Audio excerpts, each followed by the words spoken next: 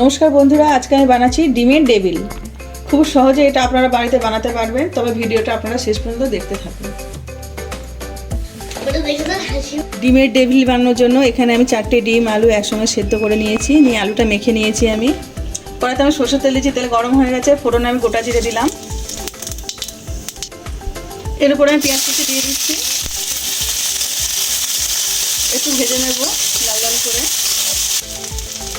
পেঁয়াজটা একটু হালকা ভেজে নিয়েছি, এর উপরে আমি কাঁচা লঙ্কা কুচি দিয়ে দিচ্ছি, রসুন কুচি এর মধ্যে দিয়ে দিলাম, আদা কুচি দিয়ে দিলাম। এটা একটু হালকা ভেজে নেব। নুন দিয়ে দিচ্ছি, পরিমাণ মতন হলুদ দিয়ে দিচ্ছি, এটার সঙ্গে মিশিয়ে নেব। এর মধ্যে অল্প করে জল দিয়ে দিলাম।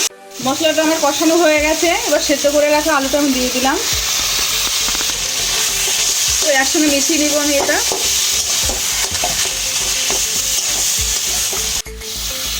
মশলাটা আমার বেশ কষানো হয়ে গেছে,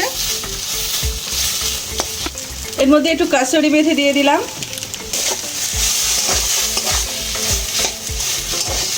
এর উপর দিয়ে ভাজা মশলা আমি ছড়িয়ে দিলাম, সব একসাথে মিশিয়ে নিচ্ছি আমি। আমার আলু পুরটা রেডি হয়ে গেছে, আমি নামিয়ে নিচ্ছি। এখানে আমি 2 চামচ কর্নফ্লাওয়ার নিয়েছি, স্বাদ মতো নুন দিয়ে দিচ্ছি আমি এতে। জল দিয়ে এটা আমি হালকা একটা ব্যাটার বানিয়ে নেব। এখান থেকে আমি হাফ করে কেটে নিচ্ছি, আমি সব এইভাবে কেটে নেব। ডিমগুলো আমি সব কেটে নিয়েছি। এবার আমি এখান থেকে আলুর পুর নিচ্ছি, এবার হাতে নিলাম, আলুর পুরটা আমি চাপটা করে দিচ্ছি এইভাবে। এবার একটা হাফ ডিম আমি এর ওপরে দিয়ে দিচ্ছি, দিয়ে আমি এইভাবে ডিমের গায়ে আলুর পুরটা লাগিয়ে দিচ্ছি। আমার একটা ডিমের ডেভিল রেডি হয়ে গেছে। এরকমভাবে সব আমি তৈরি করে নিচ্ছি। ডিমের ডেভিল নিয়েছি, কর্নফ্লাওয়ার গোলায় দিচ্ছি, এটা আমি ব্রেড ক্রাম্বসে দিয়ে দিচ্ছি, ভালো করে কোট করে নেবো এটা আমি।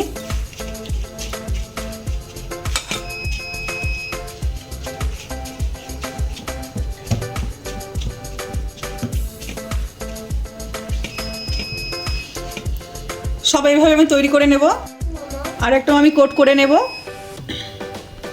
তার জন্য আমি কর্নফ্লাওয়ার গোলায় দিলাম। এবার আমি ব্রেড ক্রাম্বসে দিয়ে দিচ্ছি,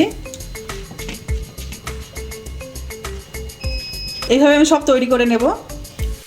কড়াইতে আমি রিফাইন তেল দিচ্ছি, তেল গরম হয়ে গেছে। এবার ডিমের ডেভিলগুলো আমি ছেড়ে দিচ্ছি, এগুলো আমি একটু পাল্টে নেব।